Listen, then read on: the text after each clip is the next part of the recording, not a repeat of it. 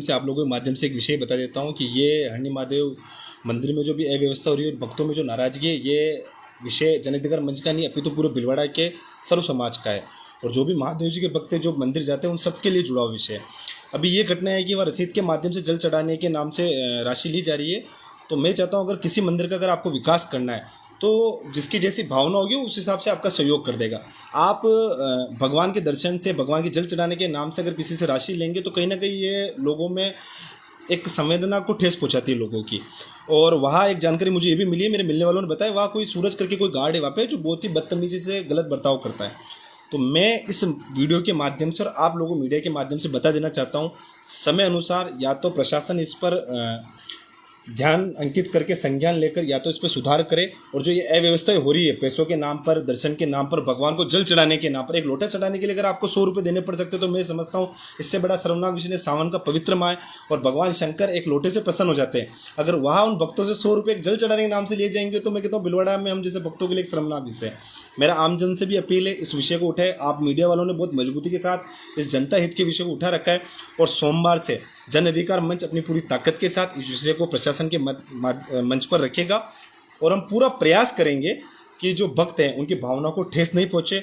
और ट्रस्ट के लोगों से भी इस वीडियो के माध्यम से बात रखना चाहता हूं कि जो छोटी छोटी अव्यवस्था है आप उसको सुधार ले। आज एक बच्चे की मृत्यु हो गई वहाँ पे, जब आपने मंदिर में दर्शन करने के लिए गार्ड को रख रखा है तो उस तालाब के पास में भी आपको गार्ड की समुचित व्यवस्था करनी चाहिए। अगर आप ट्रस्ट के पदाधिकारी हैं, अगर आज आप उस तालाब के पास में गार्ड की समुचित व्यवस्था रखते तो आज किसी माँ का एक बेटा वहाँ एक्सपायर नहीं होता।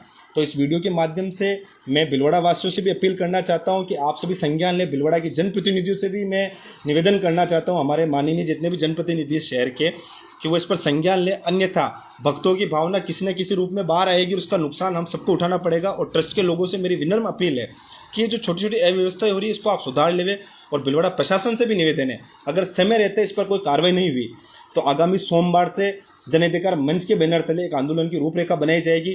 और इस ट्रस्ट के विषय को हम पूरे तरीके से रखेंगे क्योंकि इस ट्रस्ट में बहुत सारी लापरवाही आ रही है। वो अभी जो मेरे को पता चला है कि एक वाहन की रसीद है, उस पर आप अभिषेक के नाम से 100 रुपये ले, रसीद तो वाहन की है।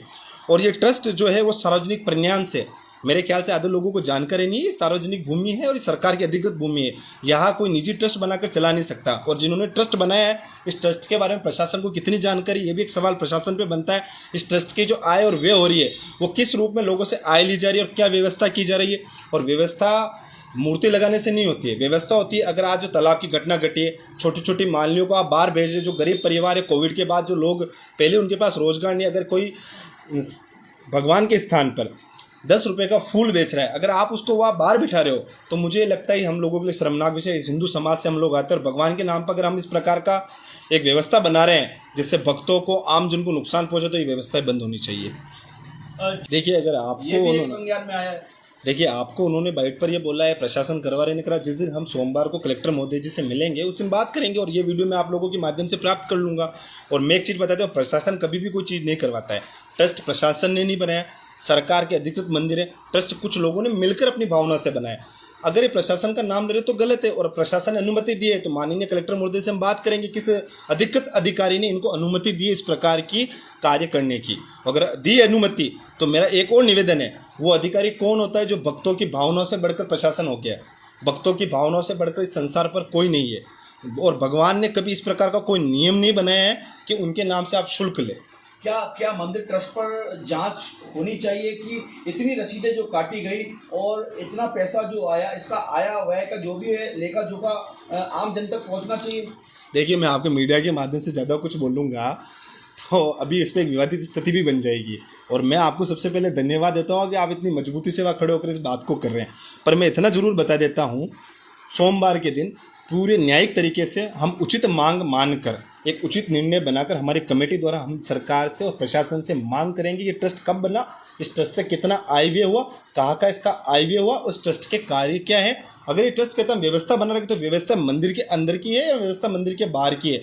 और जो इन्होंने गार्ड लगा रखे, मैं कह रहा हूँ इस गार्ड से मैं भी मिला हूँ, सूरज नाम करके कोई उसका नाम है, बोलने में बहुत बदतमीज है, बोलने की तमीज़ नहीं है, महिलाओं के साथ अभद्रता से बात करता है। और गार्ड का काम होता है मंदिर के बाहर व्यवस्था बनाना, मूर्ति के पास व्यवस्था बनाने का काम गार्ड का नहीं है। जो मंदिर में दर्शन करने जा रहे हो वो इंसान है, कोई बेल नहीं जिनके सीन लग रहे हैं, भगवान के पास जाके व्यवस्था कर देंगे। महिलाओं से ये तरीके से बात नहीं कर रहे हैं। तो बहुत सारे विषय हैं, मेरे को आप लोगों के माध्यम से पता चला, मेरे कुछ साथी वहाँ दर्शन करना चाहते हैं, उनके माध्यम से पता चला। सोमवार के दिन माननीय कलेक्टर साहब से हम ज्ञापन के रूप में बात करेंगे, नहीं हुआ, हमें संतुष्टि नहीं मिली तो ठीक है, फिर आंदोलन की रूपरेखा बनाई जाएगी, होगा जो देखा जाएगा। क्या आप मुआवजे के लिए भी हाँ, अगर आज जो बच्चा आज एक्सपायर हुआ है बिल्कुल उसको मुआवजा मिलना क्यों नहीं मिलना चाहिए। आप बताइए, गरीब परिवार का कोई बच्चा एक्सपायर होता है तो जो ट्रस्ट ने राशि वसूली, ट्रस्ट का एक जिम्मेदारी बनती है उस परिवार की मदद करे आर्थिक रूप से। अगर ट्रस्ट ने व्यवस्था की जिम्मेदारी ली और जो प्रशासनिक अधिकारी जो उस ट्रस्ट का सहयोग करे, जो ट्रस्ट के पदाधिकारियों ने आपको वीडियो के माध्यम से बताया है, तो मेरी उनसे भी मांग है उस परिवार का ध्यान रखें और उस परिवार को मुआवजा प्रदान करो और उस तालाब के पास एक सुरक्षा की व्यवस्था करें। नहीं तो फिर अगर कोई घटना घटित हो जाएगी।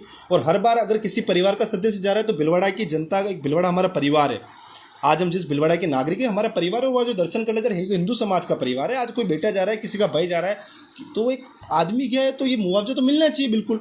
और मैं आपके माध्यम से अपील करता हूँ ट्रस्ट को और प्रशासन को कि उसको मुआवजा दिया जाए और वहाँ पर सुरक्षा की पुनः व्यवस्था की जाए। बरसात का मौसम है, सावन का पवित्र माह है, जीव जंतु सजीव कोई दुर्घटना का वापस शिकार न हो, ऐसी कोई व्यवस्था दुरुस्त की जाए।